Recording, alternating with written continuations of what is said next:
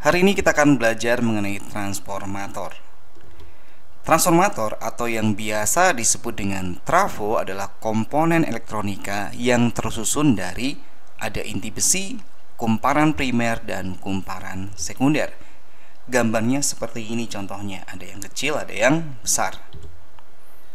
Transformator bekerja berdasarkan prinsip induksi elektromagnetik yang sudah kamu pelajari untuk mengubah tegangan listrik AC atau alternating current atau bolak-balik. Jadi intinya di sini ada gulungan kawat atau kumparan primer dan kumparan sekunder yang jumlahnya bisa disesuaikan. Kemudian ada inti besi yang ini adalah fungsinya untuk meneruskan induksi elektromagnetik dari sini ke sini. Cara kerja trafo. Arus listrik AC dari sini ya mengalir ke kumparan primer, menciptakan medan magnet yang berubah-ubah. Kemudian medan magnet yang berubah ini menginduksi tegangan pada kumparan sekunder.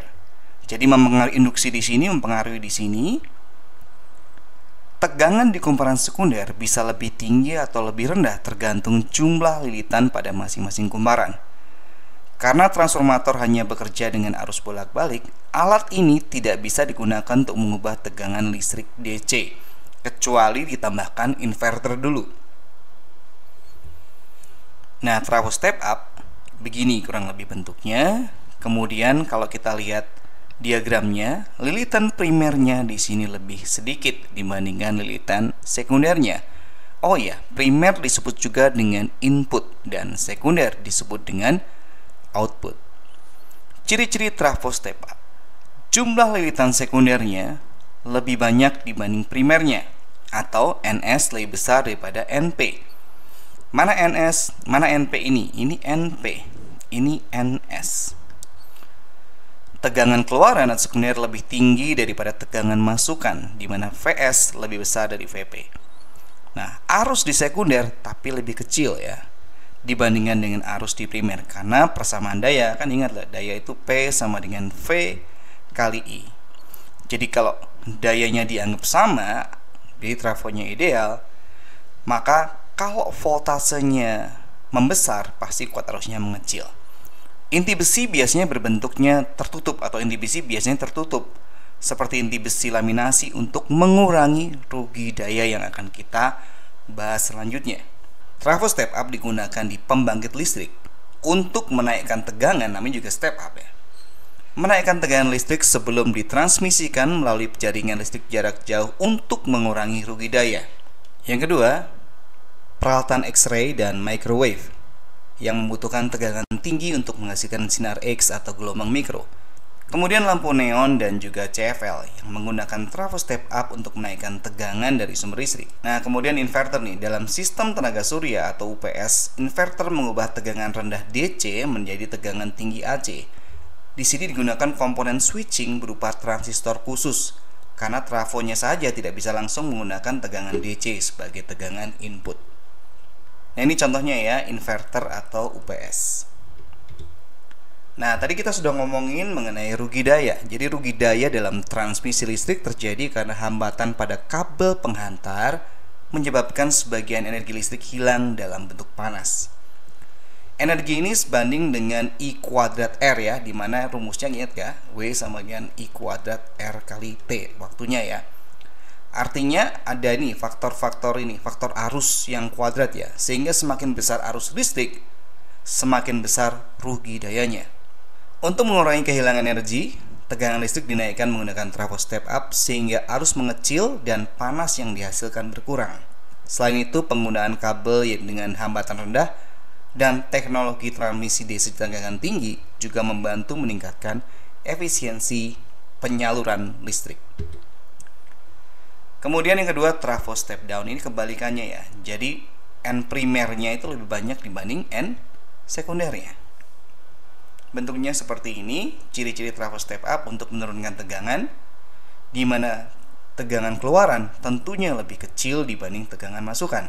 Kemudian lilitan sekunder lebih sedikit dibandingkan lilitan primer seperti yang kita bahas tadi, dan arus keluaran lebih besar dibandingkan arus masukan, kebalikannya ya.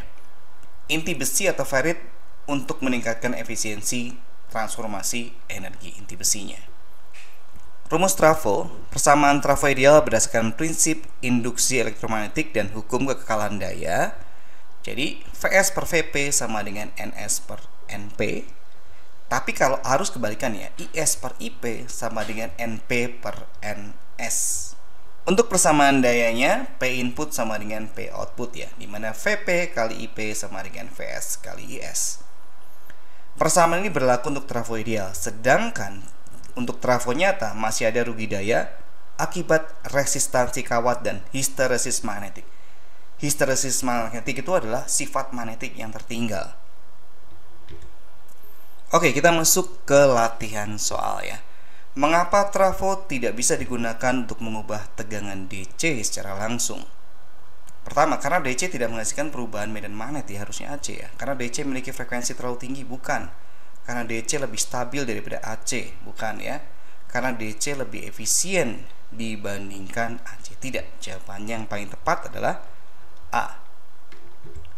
Salah satu keuntungan utama menggunakan trafo dalam transmisi listrik adalah mengurangi konsumsi listrik pada perangkat elektronik, menghilangkan hambatan listrik dalam kabel pengantar, mengurangi rugi daya saat listrik ditransmisikan dalam jarak jauh. Nah, ini yang paling tepat. Bagian transformator yang berfungsi untuk menghubungkan dan menyalurkan daya dari lilitan primer ke sekunder, tentunya ini adalah inti besinya. Sebuah perangkat elektronik memerlukan tegangan 12 volt, sedangkan listrik di rumah adalah 220 volt AC. Jenis trafonya tentu saja diturunkan ya, trafo step down. Ini ada trafo isolasi, di mana ini jumlah lilitan primer sama dengan jumlah lilitan sekunder. Mengapa trafo step up digunakan di gardu listrik sebelum menyalurkan daya ke jaringan transmisi? Nah, ini supaya nggak ada rugi daya ya. Agar arus listrik lebih kecil, dengan demikian rugi dayanya berkurang. Oke.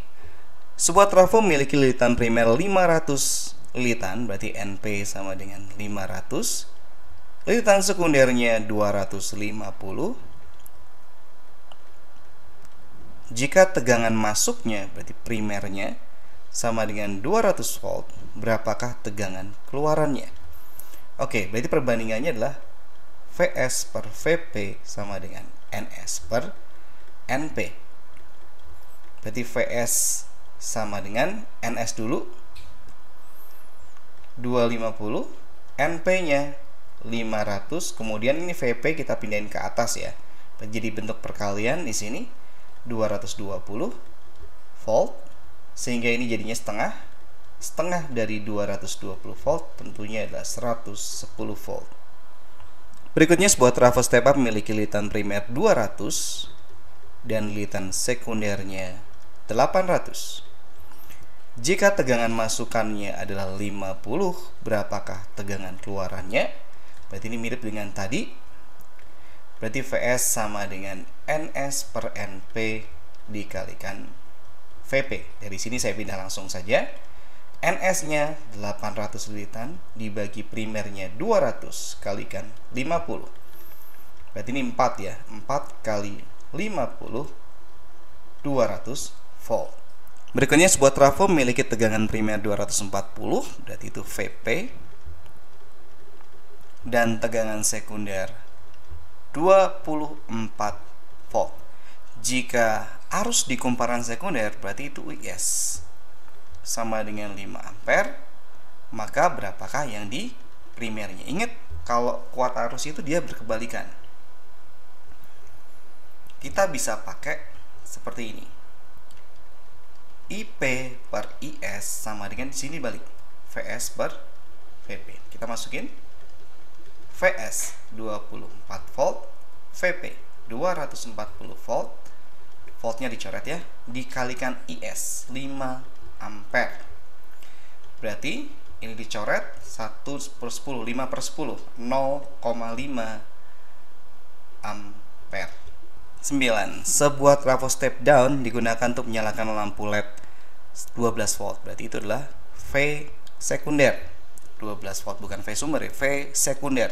Artinya keluaran yang dihubungkan dengan alat Dari listrik dari rumahnya, VP-nya 240 volt. Jika arus yang diperlukan lampu, berarti itu IS punyanya alat.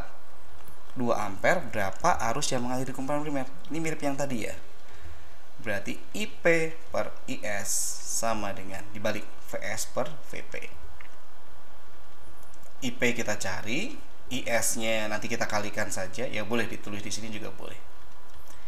VS-nya 12 volt dibagi 240 volt.